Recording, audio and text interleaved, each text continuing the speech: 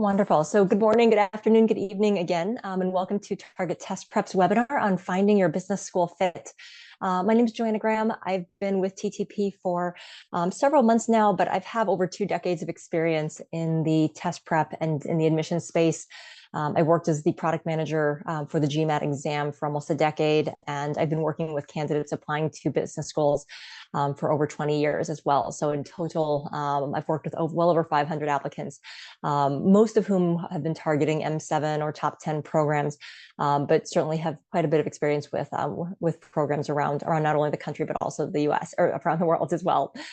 So really happy to be chatting with you a little bit more today about what goes into finding your business school fit, and excited to get started with you. So I did want to just highlight for those folks who are very early in the process, Target Test Prep does offer a wide variety of services, everything from obviously admissions consulting, which we're here to talk about a little bit more tonight in the admissions process. But TTP actually did get its start as a test prep company. So there are a variety of different products that are able to help you prepare for GMAT Focus, GRE, as well as the executive assessment. And really there's a course and a product design for just about every student, every shape and size in terms of learning preferences and priorities. So if you need something that is self-guided or self-paced, we offer self-study courses. We also offer live courses that are a bit more structured, as well as private one-on-one tutoring. So if you do have any questions about our test prep offerings, certainly feel free to drop those questions in the chat as well, and we can certainly get some information out to you on those various products. But that is not why you are all here today. So you are here to talk about business school. So here's just a quick overview of the agenda for today. We'll talk a little bit about timing considerations. The bulk of our time is actually going to be spent probably talking about program types and timelines. And so whether you've decided on a full-time MBA or one of the other various flavors of an MBA program or a specialized master's program, we'll break down some of the different salient features about each of those program types. We'll talk a lot about timelines, and what that means is, number one, we'll take a look at the different rounds, so round 1, 2, or 3, as well as rolling. But then we'll talk about the go into about how to build out a timeline for yourself for the application process. Everything from factoring in a timeline for test preparation, timelines for working on resumes, working on personal statements, but also some other things to consider, think promotion skills at your job, for example, or letters of recommendation, all of those to the equation. And then we'll talk a little bit more about sort of finding your fit. So into what are the things, and then we'll talk a little bit more in order to ready spring round and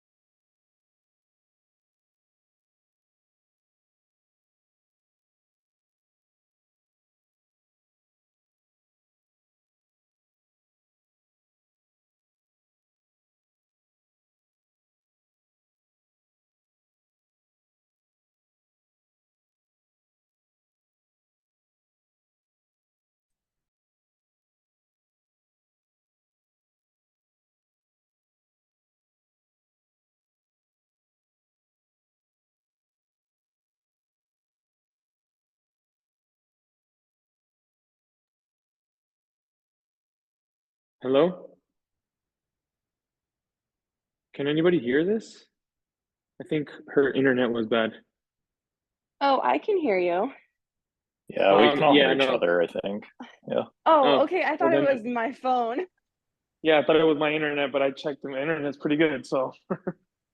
No, All I right, think, cool. yeah, I think They're back. it looks like they're back. Yep. Alrighty. Yep.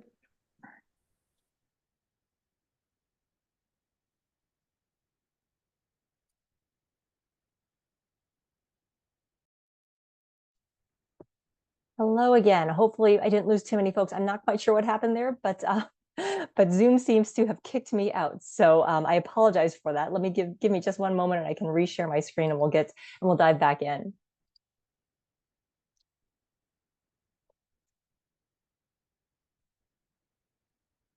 All right, so I was starting to talk about when is the right time for grad school. one of them. So when I have consultations with prospective new clients or new students who are thinking about grad school, some of the first question that I ask is, why business school? Why now? So I guess that's two questions.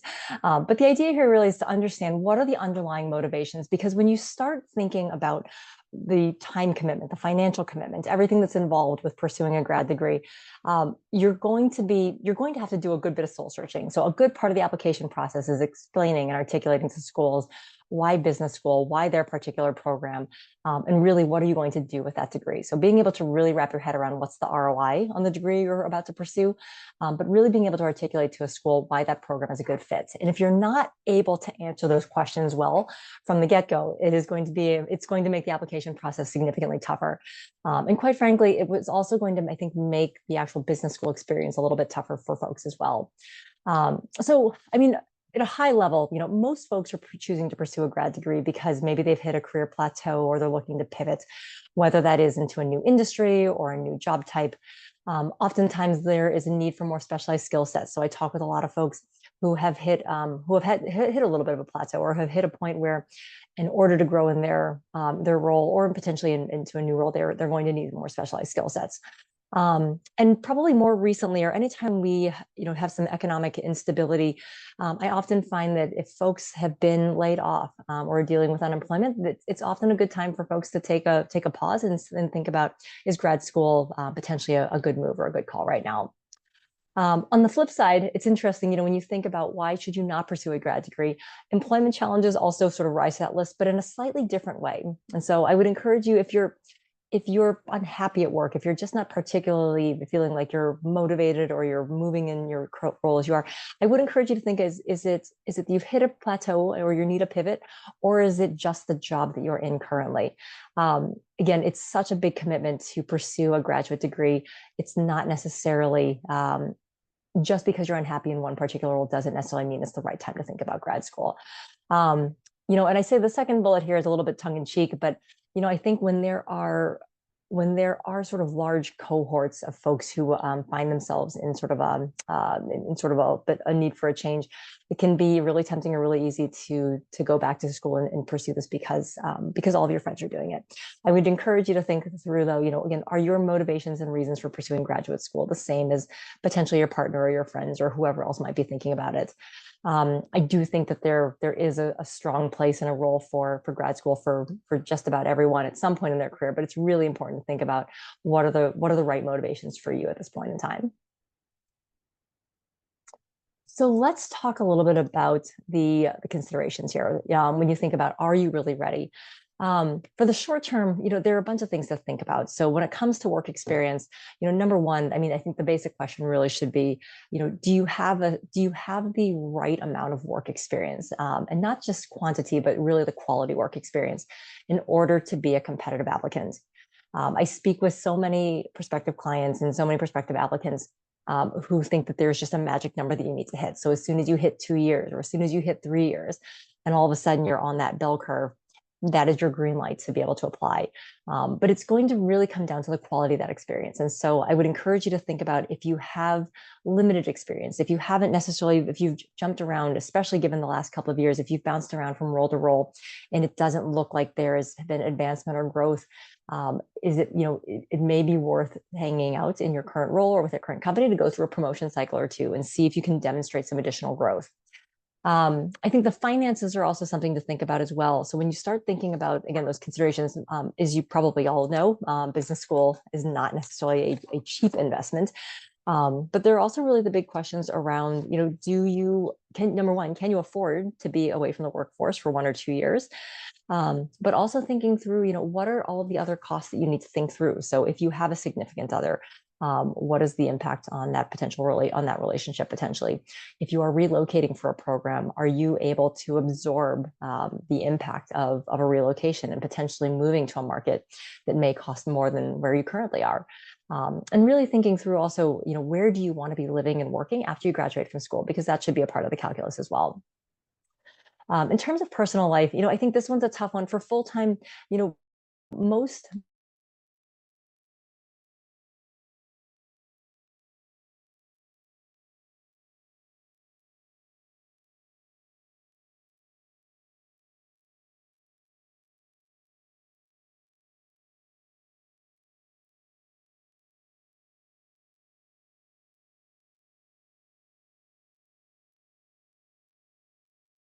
we also do a similar exercise to take a look at what does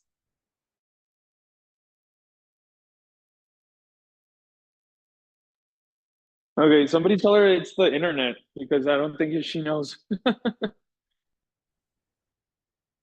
Hi, everyone. I'm back again. I'm not quite sure why Zoom continues to kick me out this evening, so I apologize and I thank you for thank you for bearing with me. Give me just 1 second. I'll get slides back up. I'm so sorry about that. I think it's the internet. I think it might be the internet the problem. You start cutting up before you drop, and then you drop. Yeah. Okay. No, that's good to know. I'm sorry. It's ironic because, of course, this is as we all live in this sort of work from home age. I've been on Zoom calls for 8 hours today, and I haven't had an issue. So I'm sorry about that. But definitely, please feel free to drop a note. I'll see if I can get the chat up as well too, and I'll keep that in the corner. If it starts cutting out again, please feel free to let me know. I'm sorry about that. So as I mentioned, some short-term considerations, personal life, and then finally location and resources. And so again, just thinking through everything that sort of comes with that investment of time. Some of the long-term considerations, and this is a good exercise to start thinking through now if you haven't already, thinking about what is the ROI on the degree. And so when you start thinking about the investment, as many of you have probably seen, the cost of an MBA or a specialized master's is not cheap. Sometimes that is a part of the calculus in terms of whether you pursue a specialized master's or a full-time MBA or a full-on MBA, regardless. So thinking through, what if you are pivoting into a new industry, take the time to start doing the research. Take a look at starting salaries for folks in those roles. When you also think about the experience that you're bringing to the table, especially for folks who have considerable experience in one space, schools, one of the things that schools do take a look at and consider is just the fact that, when they think about how easily you will be to place upon graduation, and what your starting salary might be, all of those things do come into play and are certainly a consideration. So if someone with maybe a year of work experience graduating out of a program isn't necessarily may not be quite as attractive or may not be commanding the salary that someone with 7 or 8 years of work experience is coming to the table with, even if they are an industry shifter. So one of the things to think about, again, certainly is what's the type of salary you're looking at potentially coming out of school? What does that look like 3, 5, 10 years, 20 years out of business school? And is there a reasonable return on that investment? Especially when you think about the different pathways that your career could take coming out of business school. So I wanted to break down specialized master's versus MBA, and it sounded like in the chat when we first got started that most of you are looking at full-time MBA programs, but specialized masters are programs that have grown in popularity. With a lot of the counseling that I do with folks, it is something that I encourage folks to think about for a variety of reasons, and we'll touch on those in just a bit. But as you can see here, the curriculum of specialized masters, the big difference here between that and an MBA is that the specialized masters is just that. It is far more focused on a very specific or topic area, and they often are a bit more theory-based, whereas with an MBA program, you're going to have more opportunities for experiential or hands-on learning. You'll have much more of a sort of a natural fit there for very practical applications of knowledge. When you think about case studies, when you think about various simulations, whereas a specialized master's, because so many of the folks are going to be coming to the program with minimal or no work experience, you're not going to necessarily get that rich classroom conversation that you would in an MBA program. That being said, when you think about sort of the value that a specialized master's brings to the table, one of the biggest things that students look at is the fact that, number one, the programs typically tend to be much shorter. They're usually only about a year, maybe 16 months at the most, compared to a traditional full-time MBA where you're looking at 2 years. So the time away from the workforce is certainly something to be considered. But from a cost perspective, the specialized master's programs typically are significantly less expensive compared to an MBA program. And so again, that may be something to consider as well. Some of the more popular specialized masters that have risen in the last 5-10 years are those in accounting, finance, data analytics. I've seen a handful in real estate as well, or various specialized masters that are related to healthcare, for example. But again, I think that when you think about sort of the value that you would get out of a specialized master's, it's important again to think about where do you want to be post-graduation? What are the roles that you want? What are the industries that you're looking to land in? It's going to be really important, obviously, just to make sure that the degree that you're pursuing aligns well with what you want to do long term. One of the questions I do often get from folks, especially those with less work experience, is can I pursue a specialized master's and then still get an MBA down the road? And the answer is absolutely. I would encourage you, if you are a little bit light on the experience side, though, to go and get some actual real world work experience once you graduate before pursuing an MBA, and don't just move directly from a specialized master's to the MBA program. It will make you, number one, it'll make you a much better, more well-rounded applicant and candidate for an MBA program. But also, I can't underemphasize or overemphasize enough the value of having solid work experience going into an MBA program. You will just get so much more out of the program itself. And as you can see here too, the types of students who are attracted to these programs, typically specialized master's candidates are going to come from a very specific academic or professional background. Whereas with an MBA, you're going to get that diversity of thoughts because you're going to have folks coming from a variety of different industries, a variety of different backgrounds, and really looking to do, for like measuring a variety of different things coming out of business school. So you will find that experience is going to be much more holistic and comprehensive. When it comes to MBA program types, and again, I'll probably breeze through this a little bit quicker since it looks like everyone on the call today is looking at full-time programs, but I do like to highlight some of these, especially as part of considerations. So full-time obviously is sort of the standard flagship program. So typically 2 years. The value here with the full-time versus the accelerated, honestly, is I think that you get the value of having that internship between year 1 and year 2. And for folks who are looking to make a career pivot or switch out of a particular industry, that internship is so incredibly valuable because, number one, it allows you to actually get some real world experiential learning and experience. And for a lot of folks, it oftentimes results in a full-time job offer coming out of business school. But more importantly, it really does give you a good bit of time to number one, pursue that core curriculum, but also to pursue a variety of electives. So you can figure out what it is, what other sort of areas you want to specialize in or sort of double down on. Whereas you don't always have as much academic flexibility with an accelerated program. For part-time MBA programs, the value here is that it doesn't require students to stop working. So this is great for folks potentially who are not able to take time away from the workforce, who might be juggling multiple commitments but still want to advance their career. Typically, there's an opportunity here to really also engage with folks who are a little bit further along in their career when it comes to sort of networking opportunities and just where you want your career to go as well. Online MBA is certainly a much more flexible option. This is oftentimes has 2 different tracks, so students can be with a cohort in lockstep, or this can also be self-paced as well. So there are a variety of different flavors when it comes to the online MBA. The other nice benefit here is it's not going to necessarily require someone to relocate. And so what this does is it really does open up a variety of different programs to folks who up until now would not have been able to access a high quality degree or a high quality program otherwise. The flexibility obviously is very nice, but I will say I think it does, since you are going to be online obviously the entire time, it can be challenging for folks to really feel like they're building authentic connections with folks in their cohort. And so I would encourage you to think a little bit more about, if you are thinking about an online MBA program, spend some time, reflect and think about, how do you learn best? How do you interact and engage with people best? And also, if building out that network is something that's really important to you as part of your business school experience, then maybe the online MBA program isn't necessarily going to be the best fit for you. If you really feel like you're going to benefit more from that face-to-face and interpersonal connection, obviously the full-time is probably going to be a better in-person fit for you. For EMBA, if you've been in the workforce for at least 9 or 10 years, this can be a great option for folks. It's typically designed for leaders with 10 to 15 years of work experience, and they're typically going to be mid-senior or C-suite level folks. It really is designed to help sort of elevate careers and sort of take folks and take leaders to that next sort of phase in their career. Very much like the part-time and the online program, EMBA does not require folks to stop working. Most folks are going to be working as well. And there's typically a combination of online and in-person. And so it recognizes that the folks who are pursuing these programs are obviously incredibly busy and they're juggling a lot. So typically you're going to be meeting, sometimes it's bi-weekly, sometimes it's monthly. It's going to be very different on a program by program basis. But the programs typically run year round. They're usually shorter than a full-time program. They're usually just under 2 years. And it really does allow students to sort of, again, to catapult their careers to the next level by being able to build out that network at a more senior level. And then lastly, I just have a sampling of dual degree programs. So dual degree programs are also another program type that have really risen in popularity and really diversified in terms of the offerings that are available. And really what this is it's just that. It allows you to pursue 2 degrees and receive 2 degrees.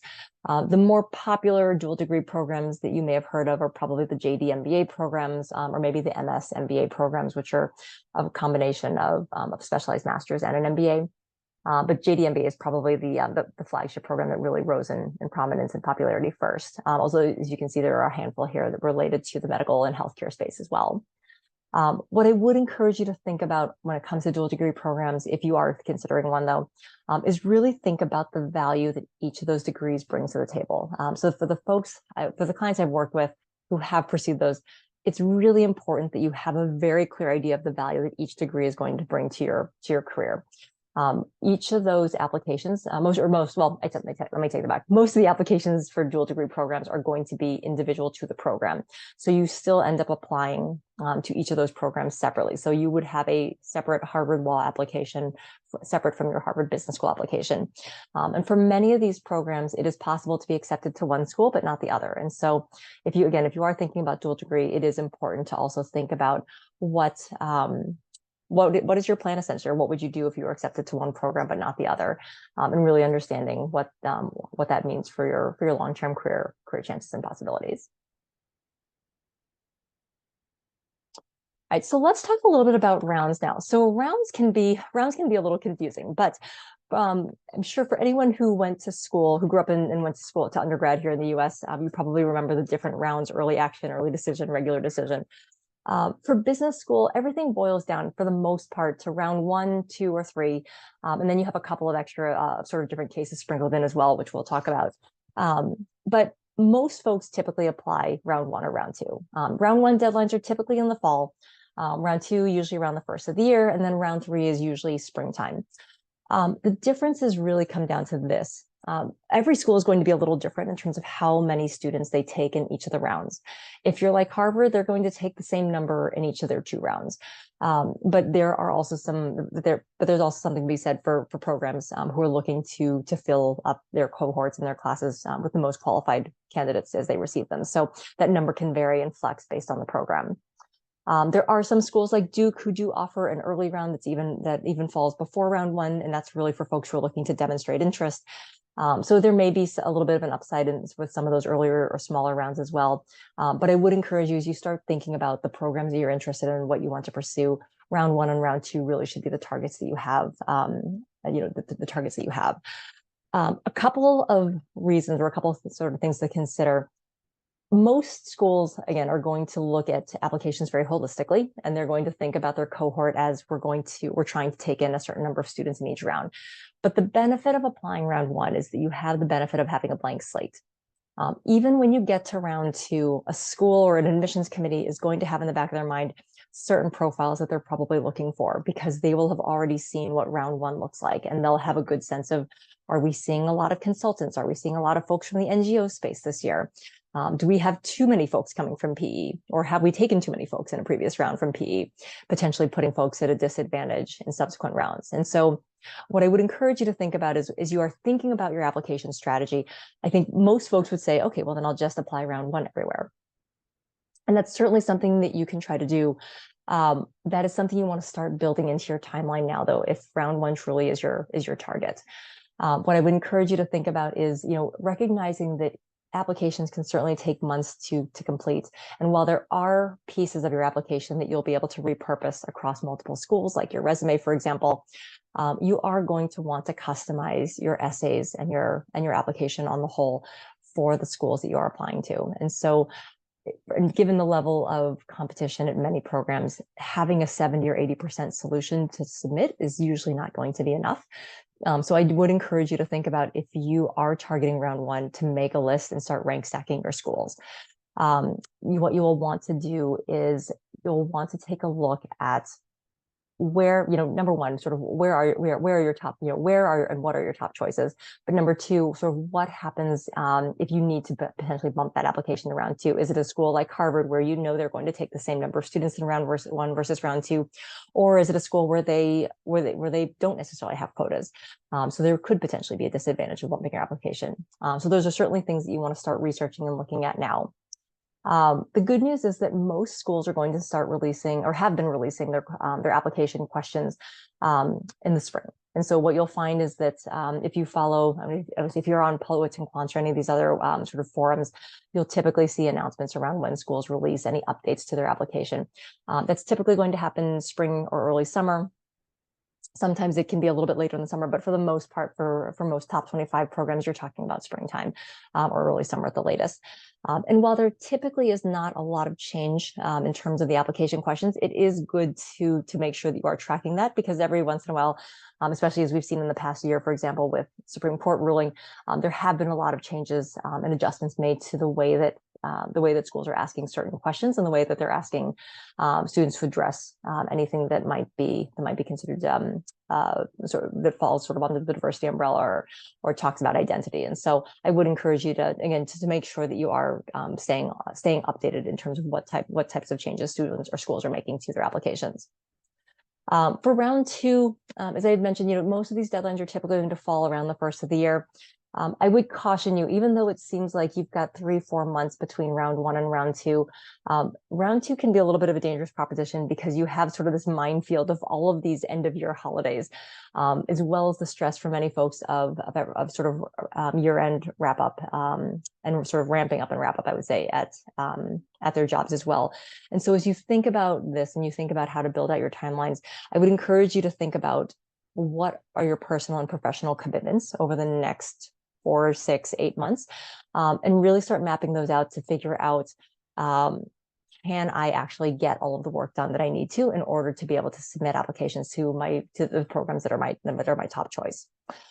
If there are some potential headwinds, if you have a huge project coming up at work, if you know that fall, for example, is a very heavy travel time, it would probably be in your best interest to try to get all this work done, if at all possible, over the course of the spring and summer.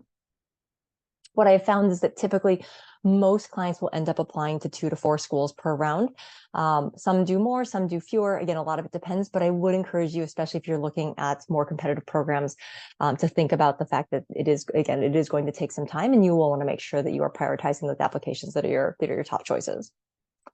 The other thing to consider as well here is scholarship money. And this is something that folks don't always think about at first, but many programs do offer scholarships, and with those acceptance letters will come scholarship offers. Most schools, scholarships are first come, first serve. So the pool of scholarship money is going to be the largest during round one. And you may be a phenomenal candidate. You may be fortunate enough to get in round 3, but oftentimes at that point, a lot of the scholarship money has dried up and has run out. So if that is something that you are looking to aggressively pursue, again, I would, if that is a driver or an incentive, I would certainly think about trying to apply as early as possible as well. All right, let's talk a little bit about the application elements when you're thinking about sort of a timeline here as well. So for anyone who needs to or is thinking about taking either the executive assessment, GMAT focus, or the GRE, as someone who worked for a decade at a testing agency, I can tell you right now that the average candidate spends anywhere from 45 to 60 days prepping for one of these exams. It is really important to make sure that you are carving out time to build out a timeline for preparation. Many students, I will talk to many students in sort of the March, April timeframe. They tell me that they're interested in round 1, but they don't want to start applications or working on anything until they've locked in that test score, because they want to know where they're going to be competitive. I will tell you right now, if you wait until summer to start working on your applications, you are going to run out of time for round 1. There is a lot that you can parallel track between testing and your applications starting now. But if you wait until June, July to do some of that some of that critical sort of thinking work around your application, around story building, around personal brand building, you are going to be rushed going into September deadlines, and you are not going to have a product that is really going to represent the best version of yourself. So one of the things to think about right now, it's early April right now. Sit down, take a look at your calendar if you have not tested or if you have not created a plan for testing. and work on mapping out a 45 to 60-day window where you can dedicate a significant or a consistent amount of time to prepare. If you haven't decided on an exam yet, know that GMAT Focus and GRE are viewed very similarly by schools. And so at this point in time, there isn't necessarily an advantage to taking one over the other. So I would, if you have the time and bandwidth, I'd encourage you to take a diagnostic or a practice test for each, see which one feels like it's a little bit more comfortable. I can tell you firsthand that the quant on the GMAT is going to be a bit more rigorous than the quant on the GRE. So if quant is something that that doesn't feel like a very natural fit for you, the GRE could be a great fit. But definitely keep that in mind as you're thinking about which exam to choose.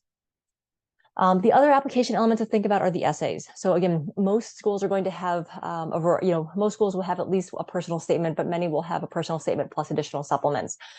So one of the things I encourage my clients to do as well is once you have that list of schools, start building out a spreadsheet where you have schools, you have the program deadlines, you have the admit rates, you have all of the data that you need to help make an informed decision about which round is the best to apply in, but then also include everything that is required. So how many essays, how many words for each essay?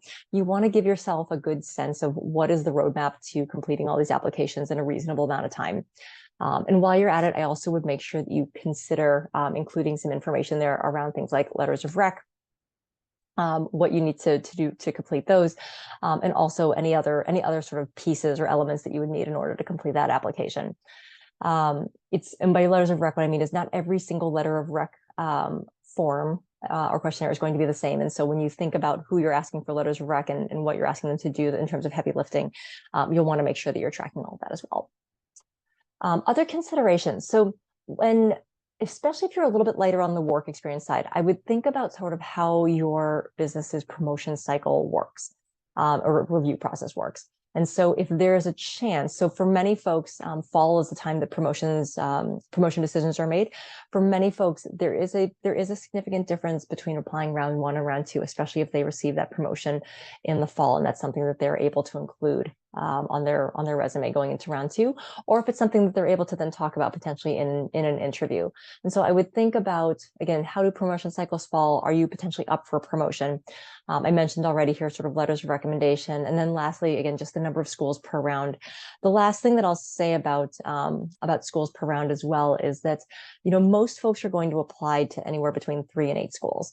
That's a pretty wide range. But more importantly, it's really going to, at some point, the application fatigue is going to catch up with you.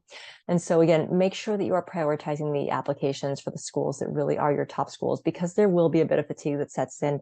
And those last couple of applications that you submit, it's really tough sometimes to make sure that the quality of those applications is in line with the quality that you submitted for your first application as well. So do make sure that you're taking that into consideration. And then the last round, and actually I forgot to mention this as well, I think on the previous slide, but just know that there are also some programs that do offer rolling admission or rolling applications. And what that really means is that your application is evaluated as it is received by the school. And so in that case, it's first come, first serve for application evaluation as well as scholarship money. And so that is something you'll want to take into consideration as well. All right, so let's talk a little bit about sort of what holistic admissions actually means here. So when business schools talk about taking a holistic approach to admissions, it means that they're looking at every piece of your application holistically. So every piece, think of it a little bit kind of like a jigsaw puzzle, but every piece of your application is going to sort of contribute or create this picture of who you are as a person. And schools are going to look at this in conjunction with everything else that you submit. So obviously with the professional experience, you'll hear folks talk about that is key, because that's really representing who you are at this point in time, how you have grown and evolved, what soft skills or positive character attributes do you embody. It really is going to be the most current snapshot of who you are, obviously, as an individual. The academics come shortly, sort of come right behind that as well. So when you think about your undergrad GPA, and your undergrad performance, did you take challenging curriculum? If you were a STEM major or someone with a strong quant background, how did you do in those quant courses? for folks, this is one of those things that you obviously can't change. And so if there are some blemishes in your undergrad transcript or in your background that you're a little bit concerned about, again, it's April. So right now is the time. If you have a grade potentially in a course that's that you wish you could take back, if there are opportunities, if you're a little bit on the younger side, if there are opportunities to go back and retake it at a community college or at another school to be able to demonstrate that you have the competency and the capability to do well, that's it's certainly not a bad idea. It's something you can certainly start now and be done with by the time applications roll around. If you don't have any additional schooling or professional development, now is also a great time to think about taking either an online course, an executive ed course. There are tons of great options through organizations, through ed tech companies, like the Coursera's, the Udemy's, the Udacity's of the world. If you're looking to build out your portfolio of additional skills, that's a great way to sort of demonstrate this idea of being a lifelong learner and really sort of leaning into what types of things are interesting to you, potentially, again, in your future career or your future industry. One of the things I'll mention here about academics as well is that there are folks, obviously, who do apply to business school with a master's degree. You will want to make sure that you include all of that. In some ways, if you perform better in your master's program than you did in your undergrad program, the good news is that that will certainly help make up for any blemishes in your undergrad performance. Number one, the master's program represents a more recent version of your academic capabilities. I think, but more importantly, when you think about the level, the rigor and the level of difficulty of a master's program, it's likely going to be it'll be elevated compared to your undergrad experience. But do make sure when you are thinking about academics that you are sharing the full and complete story. I have received questions in the past about, do I have to report everything? And schools will want to know where you have spent time in terms of educational institutions and what you have accomplished. Whether or not you completed that or not.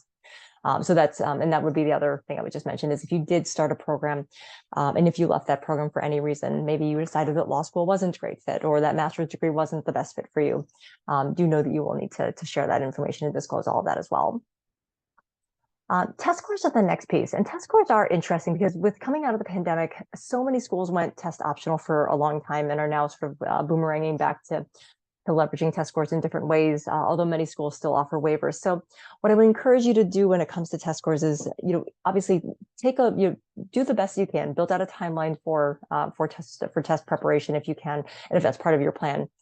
If you're opting to go test optional or apply for that waiver, make sure that you have enough other data in your application, in your profile to offset that. Just because you are granted a waiver doesn't necessarily mean that you are going to be in higher standing. It's just, what it really just means is the school has deemed that you have enough professional experience that you do not need to submit a test score, but it's not necessarily an endorsement of that experience. So just make sure that you're thinking about that carefully before you apply for a waiver.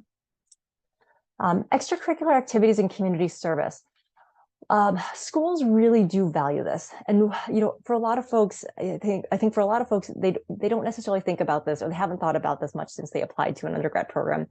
But the reason that these are important is this really shows a school what type of community member you're going to be when you arrive at their program. So are you someone who's going to show up, go to class, check in, check out, go to the library, be really an individual contributor? Or are you going to be someone who leans into group work? It really leans into the cohort model. I think especially for business school, where you have such a tight community, you have so many cohorts, you're doing a lot of work as a cohort or as a small group. It really is important for schools to build cohorts that are diverse, but that are going to really represent a wide variety of different personalities, skill sets, and experiences. And so the extracurricular activities are really going to align with this, to be able to give them a sense of who are you outside of the classroom? What are the things that are important to you and that really get you out of that in the morning? One of the exercises that I do with clients is around talking about sort of what your personal brand is. And one of the things that I always ask folks to think about is when you think about sort of like your brand or what you represent, it's always going to be comprised of three things: expertise, authenticity, and purpose. And so expertise is the easy part. That's the stuff that you're good at. And so, maybe you're a ninja when it comes to finance and reading P&L sheets or P&L statements, or coding, who knows? But the expertise piece is usually pretty straightforward. it's the authenticity and the purpose piece that I think trip people up sometimes. And frankly, if you think about it, if schools evaluated solely on expertise, it would probably make the admissions process a little bit easier in some ways. But it also makes it a little bit tougher because everyone's going to look exactly the same. And so when you think about purpose is the stuff that gets you out of bed in the morning. So how are you choosing to spend the time that you are not working? Is it really, is it doing things that are mission driven? Is it doing things that are, does it mean supporting other folks in your community and your family? Again, how do you choose to spend your time when no one else is looking over your shoulder to tell you, here's what you need to be doing? And then lastly, the authenticity piece. The authenticity piece really just comes down to one question: what makes you uniquely you? And if you think a lot about that and start reflecting on that, and then if you were to think about how someone close to you might answer that, so maybe it's a significant other, maybe it's a parent, maybe it's a supervisor. If you start getting multiple and really different answers to that question, it does raise a bigger question, I think, about how folks view you and how you are choosing to be perceived. And so I always encourage folks to think a little bit about, when it comes to authenticity and when it comes to what it means to be you, what is the persona, or what is the profile that you want schools to see? But more importantly, what is the persona that you're really trying to build for yourself, not only in the short term, but also in the long term? This becomes really important when you start thinking about these personal statements, when you start thinking about the interview, because all of these things have to do with fit. In many ways, applying to business school is really an exercise in product market fit. And so trying to figure out, does your brand, does your product align with the mission and values of the school that you are applying to? And so make sure that you are spending some time to think about how does this align? And more importantly, if you're having a bit of trouble trying to figure out how it aligns, then it probably means the school will as well. So you want to make sure that you spend some time thinking about what is the unique perspective, or what's the distinct point of view that you are bringing to the table. All of that gets rolled up into this idea of sort of a personal brand. And this is now articulated through your essays, through your interviews, through your letters of recommendation. One piece of advice I will give you as well is, if you haven't started thinking about who's writing those letters of rec, make sure that the folks writing those letters of recommendation are folks who truly know you and can speak very specifically to who you are as a person and provide examples. One of the things you should be doing, in addition to your lovely school spreadsheet that you're building, is building out a matrix of soft skills and positive character attributes that you want your letters of recommendation to address as well. So they shouldn't be redundant, but they really should be sort of tangentially related, if that makes sense. And so leverage the real estate that you have and make sure that your letter writers are talking about things that are complementary, but that are not redundant. And you can certainly give them guidance. So it's not enough to just hand someone a resume and tell them, hey, here's my resume, and good luck, Godspeed, with the letter. You want to give them a very specific roadmap about the stories that you want them to tell, about what you want them to touch on. If you're not giving them that guidance, you're leaving a lot on the table, essentially. And so you want to make sure that you're making the most out of that, every bit of real estate in your application. This aligns really closely with this idea of soft skills. So all these wonderful things that you want to be able to talk about, all these wonderful things that you can't talk about in your essays because you're going to run out of space. Essays are one place to talk about them. The interview is one place to talk about them. The letters of rec is some place to talk about them. And so definitely make sure that's something that you think about in terms of who's going to be talking about what in your application. All right, so do's and don'ts, moving sort of to our wrap up here. So a couple of things to do over the next couple of months. Number one, so one of the first things you should probably do is take a really comprehensive inventory of your skills and experiences. And I would encourage you, because this is just an exercise you're doing for yourself, to be brutally and completely honest. And so if you look at the skills and experiences that you have, really think long and hard about, do they stack up? Do they measure up? When you think about the type of person that you want to be studying next to in business school, you also need to be thinking about, am I going to be able to hold my own as well? What value do I bring to the table? And so make sure that you start this now. As you start identifying any potential gaps and weaknesses, build a plan to mitigate against those. So we talked a little bit about what you can do on the academic side. Make a testing plan. So think through, take a diagnostic, take 2 diagnostics, and think about which test is going to be the best fit for you. And then think about how you're going to carve out time to start preparing. Start your school research, work on an engagement strategy. So again, you've got spring and summer, you're going to have no lack of info sessions or tour events that you can attend either virtually or in person, or preview weekends. So definitely take some time to think about what that engagement strategy is going to look like and the types of questions you want to be asking folks. Every single person that I work with goes into those info sessions and goes into those weekends with a customized list of here are the questions you need to be asking. Here are the people you need to be talking to. Here are the classes you need to be sitting in on. Treat this as you would any research project at work. This is not something where you just show up and wait for people to come to you. Build a timeline for your applications and prioritize round 1 versus round 2. Know that it is going to take, it takes a good bit of time to complete your applications. The first one, I will tell you, the first one will take the longest because you're building everything from scratch. And so the ability then to be able to repurpose some of that and again, some of those things for subsequent applications, it'll certainly be a little bit quicker for subsequent schools. But that first application is typically going to take the longest. And I would build buffers in because you also never know when you're going to have professional commitments that come up, personal commitments that come up. You don't want to feel rushed.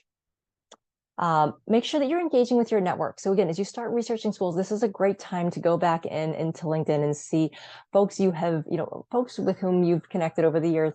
Do you know folks who have gone to some of these schools, or do they know folks who have gone to some of these schools? So one of the best things, is a virtual 15, 20-minute coffee chat, just to start understanding and doing your due diligence to understand what's the student experience like, where have folks gone to work, how have they pivoted, how helpful were the career service folks, everything that you don't necessarily see on the website is going to be helpful if you're able to start engaging with as many people as possible. And then lastly, work on a budget. So if you are targeting a school, again, that is in an area with a high cost of living, you want to make sure that you have a plan for how you're going to tackle that for anywhere from 1 to 2 years. And if your plan is to ultimately then work where you attend school, that should be a part of your calculus as well. So make sure that you're taking the time to think through how you're going to be paying for not only the program, but also the potential relocation. Some don'ts here. So don't just pick a program because it's convenient, because it's in your backyard, because you know a lot about it. Make sure that you really are spending the time and doing the research to look at what does the program offer, which companies come to campus to recruit, where do graduates go on to work. All of these things are, all the data is going to be at your fingertips, and all these things are going to be things that really should be drivers in this process. Make sure that as you're thinking about letters of rec, that you are not waiting until the last minute. So start having these conversations early. Don't necessarily pick up 5 new extracurriculars. If you've been light on extracurricular activities, it's going to look incredibly forced if all of a sudden in the spring of 2024, you joined 3 different organizations and you started doing service work. I would pick 1 or 2 meaningful activities and lean into those. And ideally, if those activities can align somehow with what you want to do professionally in the future, then that's an added bonus. And then the last 2 things here, just don't assume your dream school is going to be the perfect fit as others. And then lastly, don't parallel track too many things. So I mentioned, that you don't necessarily want to be putting off working on applications until testing is done, but also just make sure that you are not stretching yourself too thinly and have basically the quality of your work suffer because of that. It's, there certainly is a lot to do, but right now, especially if you're targeting round 1, you're talking about, you've got 5 to 6 months. So you definitely have more than enough runway to get everything done that needs to be. Right, and then just a quick note here about TTP's admissions consulting services. So we do offer, as I'm sure that many of you have looked at other consulting firms as well, so very similar to other firms. We do offer school packages, and those come in all shapes and sizes, 1 to 7 schools. Hourly consulting, and then more specific a la carte services. So if you're looking specifically for mock interview preparation, DING strategy, DING strategy is something that we find to be really helpful if you apply, for example, to a school in round 1 and are rejected and are now regrouping to work on your round 2 applications. This can be a great opportunity to really sort of take a look at sort of what went wrong in that original application and then optimize it for future rounds. If you're an undergrad or someone just fresh out of school and thinking about sort of what does grad school look like a couple of years from now, pre-application strategy is fantastic. It's really just a fancy way of saying executive coaching or mentorship. But really what we would do is we work on coming up with a 12 to 24 month roadmap to really get you into a position where you'll have sort of all of the appropriate things that will make you more competitive in the application process. So thinking through everything from academics to extracurriculars, in the professional and sort of what the professional experience sort of needs to look like in order to be competitive. So again, a la carte services are certainly a great option, but as you can see here, we offer just about every single type of service under the sun. I will tell you, for the month of April, we are offering 10% off of school packages only. So if you sign up in the next 3 weeks, you can save 10% on your school packages, and all of that work. Just to give you a sense, if you are thinking about round one, most of the folks with whom I've been speaking in sort of the March, probably in the March timeframe, are all thinking about round one. Those folks are all looking to get started this month, or maybe early May at the very latest. So I would encourage you to think, if you are thinking about round one, you are kind of in the sweet spot right now in terms of thinking through what that looks like. But thank you so much again. First off, thank you for putting up with some of the technical difficulties earlier today. And I appreciate you all making time to join. And so we do have, looks like we have about 6 or 7 minutes left for questions. I saw a couple pop up in the chat, so let me just take a quick peek in here. But then we'll try to get to as many as we can as well. So with some questions around when do applications open for various rounds. So applications for round one typically are going to open, they typically open in the summer. But as I mentioned, a lot of schools will be releasing application questions or any revisions to those essay questions in the spring, just so folks can start preparing. And if you do submit for a round and are rejected, you are not considered for future rounds. So you are not able to apply to a school for another calendar year. And that is actually something you should consider if you are thinking about some of those later rounds as well. So a lot of times I have folks who will come to me and ask, if I applied during a round 3, and I know my chances of getting in are really low, I'll just turn around and apply round 1 the next year. While you certainly can, the one thing I would encourage you to think about, if you do think about a round reapplication, is that the amount of time between round 3 and round 1 is pretty short. I mean, you're talking about maybe 5 or 6 months at most. There's not always a lot that's going to change in your profile between round 3 and round 1 the subsequent year. And many schools will look at your application from the previous year as well. And so it does make admission a little bit tougher. It is some of the counseling that we do at TTP as well around sort of which round or where you should sort of land. And so I would encourage you to think about that if you do find yourself bumping up against round 3 and trying to figure out when to apply. But I would just mention, just to reiterate here, that if you have to pick a round to apply, and you are not considered for subsequent rounds if you are not accepted in that early round, which again underscores the importance of why you need to make sure that you're applying during the round with the best possible application you can. Let's see here. So a couple of questions. So we talked a little bit about testing and starting applications. So again, I would try to parallel track that as much as possible. If you wait until you have a test score in hand to start applications, oftentimes for many folks, that is going to be a little too late for round 1. In terms of letters of rec, so there's some great questions here on letters of rec around who should be writing letters of rec. Or what if I can't ask a supervisor or my manager at work because I don't want them to know I'm going to business school. So ideally, you want someone who is a direct supervisor who can speak to your work. But if you're in a position where you don't necessarily want to disclose that at work, it can be a coworker. You can have other folks. You could certainly have other folks with whom you work, or if you're in a position where you don't want anyone at your company knowing that you're applying, you can certainly look at having someone from another organization write a letter of rec. If you're a consultant, start thinking a little bit creatively. So sometimes you can have potentially a client that you worked with write a letter of recommendation if you worked very closely with them. There are certainly some creative ways to make sure that you are still getting high quality letters of recommendation without necessarily compromising on some of those sensitivities. A couple of questions here about how long do applications take to complete. And so it really does vary. The folks, so as I mentioned, the typical sort of timeline that I see for clients I work with is usually anywhere from 3 to 6 months. A lot of this depends on how much work we need to do on story building and really sort of narrative building.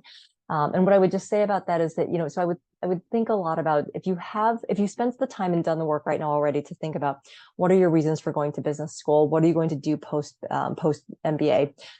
That certainly is a great start, but there is a good bit of self-reflection and some work that you'll want and need to do in order to be able to tell that story well.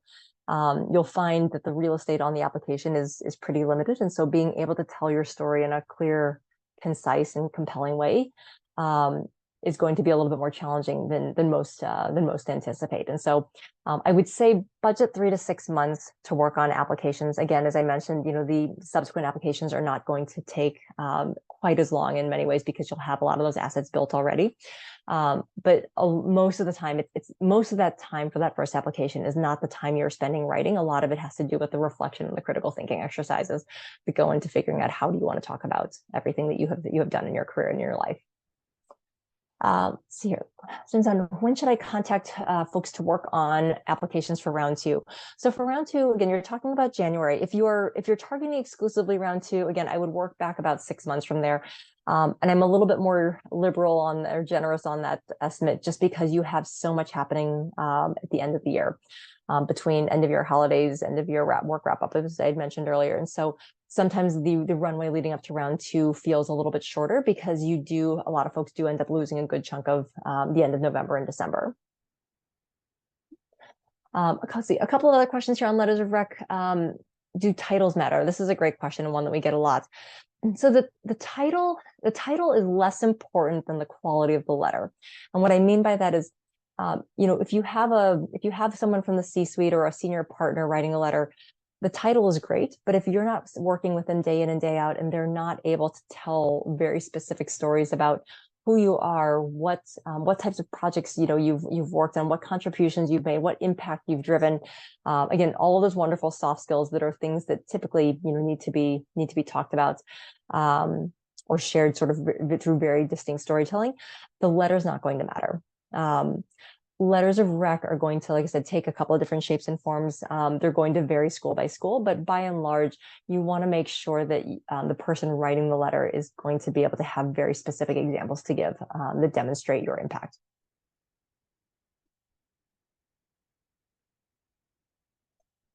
Let's see.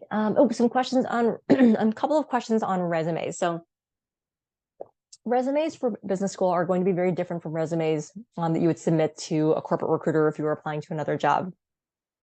The short answer is your resume should be 1 page, but the focus when you think about your resume for business school, though, think of it in many ways as an extension of the storytelling. And so you want your resume to do more work for you in a different way than it would for applying for a job. And so when you think about impact, when you think about metrics and results, you're going to be talking about those a little bit differently in your resume, and making sure that you're sharing not only the skills that you've developed and built, but the impact that you've had in the various places where you've worked and in the roles that you've had, especially if you've been at fewer companies and maybe have grown into various roles, or if you've been promoted. So you want to make sure that you are sort of being a very good storyteller and doing your due diligence when it comes to resumes. But unless you're applying to an MBA program, I will just, and this is probably one of the biggest pieces of feedback I give folks, unless you're applying to an MBA program and you've got at least 10 years of work experience, that resume has to fit on 1 page. See here, any other questions? In terms of, okay, so a question here a little bit on reapplicants. So as I had mentioned before, one of the things that we do offer is sort of ding strategy, but that's oftentimes for folks applying who have applied in an earlier round and are looking to update their applications for subsequent rounds.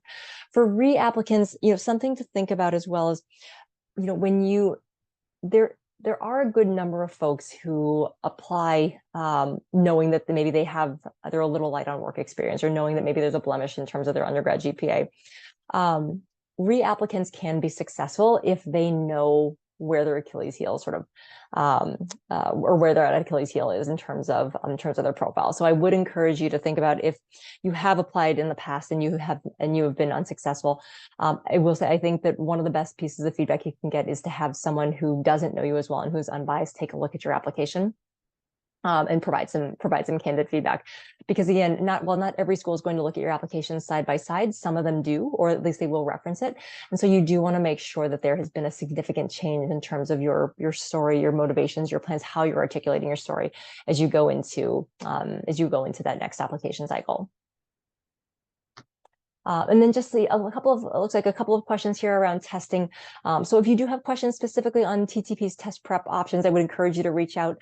Certainly, and I will actually drop my I'll drop my email into the chat as well too if folks have questions, or you can also feel free to sign up as well for a consultation.